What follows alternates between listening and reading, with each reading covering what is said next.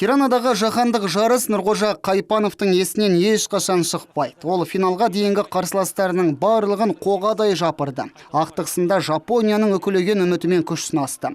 Жаттықтырушылар дұрыс тактика таңдаған, ал физикалық дайындығы тамаша палуанымыз өзін психологиялық тұрғыда қайраған. Осы ақылды күресінің арқасында алтынға қол созды. Бөркін аспанға атпаған жанкүйер қалмады.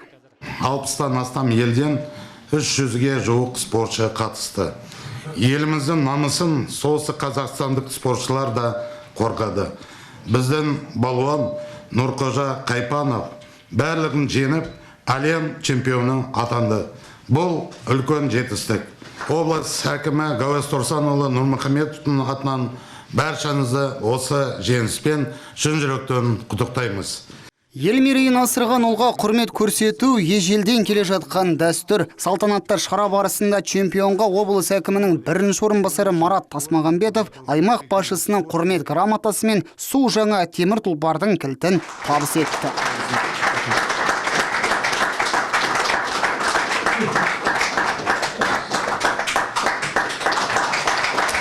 Әлем чемпионы атағы оңайлықпен келген жоқ. Соған жету үшін білекті жігіт жеңді де, жеңілді де. Қуаныш пен қайғыда Нұрғожаның қасында Сағындық Бейсенбаев болды.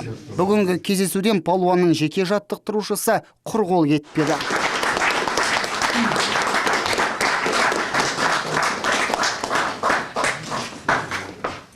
Шын жүректен баршамызды құттықтаймын.